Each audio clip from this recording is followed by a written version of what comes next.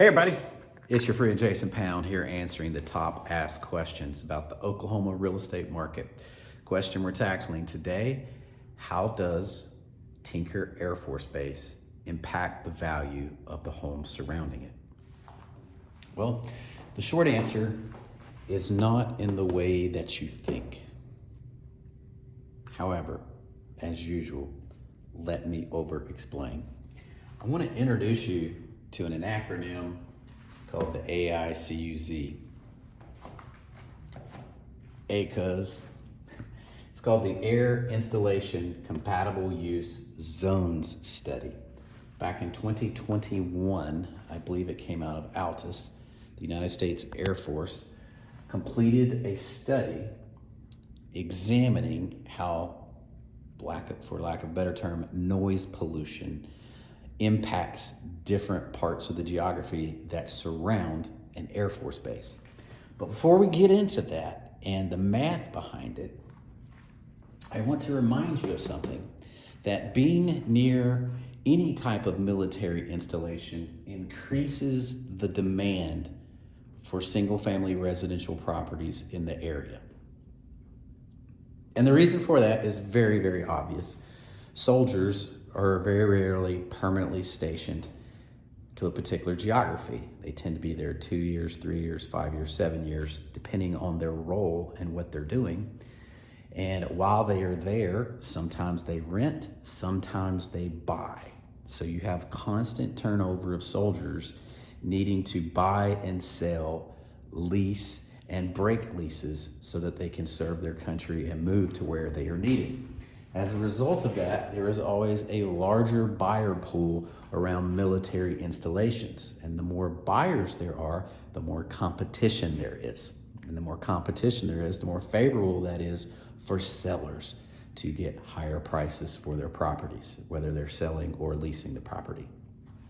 That being said, realize that the closer you are to a military installation, typically the lower the price point. The farther away from a military installation, the higher the price point. It's very rare to see generals who purchase properties at or near the base unless it's supplied by military housing.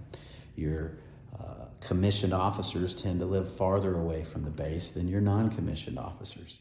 And then your officers tend to live farther away from the base than your enlisted men. And then your more senior and tenured enlisted men tend to live farther away from the base than your noobs and rookies who just joined in the past 2 years. So for some reason, which probably has to do with proximity to air pollution and air noise, typically also involving traffic, soldiers who can prefer to live further away from the base than closer to the base. So now that we have the obvious out of the way, let's actually dig into some data. The AICUZ study breaks down the map surrounding Tinker Air Force Base into air corridors. So it doesn't matter whether you're 3 miles from base or 6 miles from base. What matters is what path are the planes taking day in and day out. So for example, I live near the Norman Airport, and 3 nights a week, they have, it feels like night glider training. I'm not sure what it is, but they have 2 large wide wing white aircraft that are on opposite sides of a circle, and they just circle the airport over and over, and you'll hear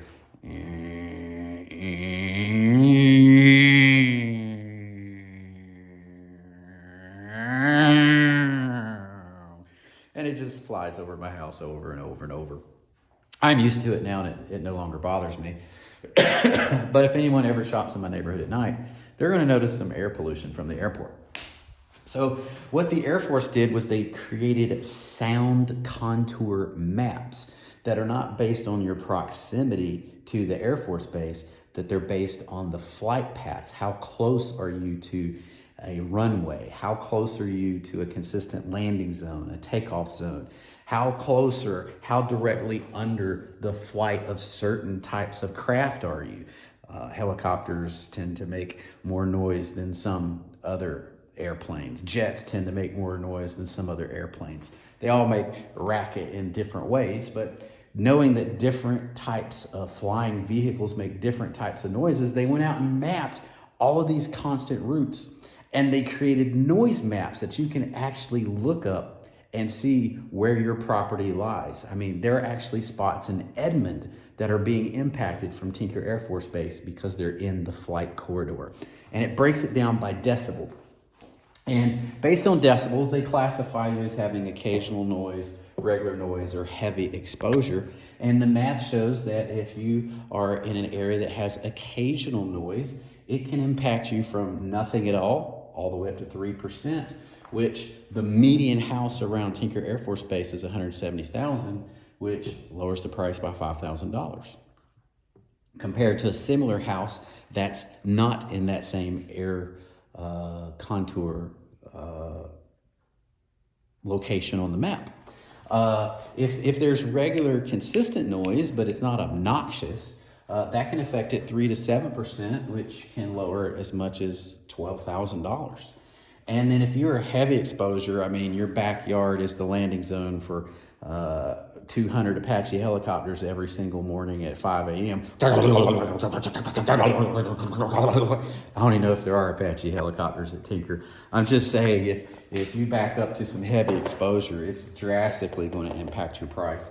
And it can knock as much as $17,000 off a home that would appraise for $170,000, but no one will buy it for that. So the issue is not how close are you to Tinker, but how close are you to the flight routes of consistent airplane noise that's coming to and from Tinker. And they have provided us the tools to look this up. So if you would like to know where your home lies in the contour map and how it affects your property values, or if you're thinking about buying and you're worried about air pollution, we have tools and data to assist you with that decision. My name is Jason Pound with Jericho Pound Realty Group. We service the entire Oklahoma City metro area with hyper-local expertise in South Oklahoma City, Moore, and Norman. If we can ever be of assistance, don't hesitate to reach out. We're here to serve. In the meantime, peace out. Have a great life.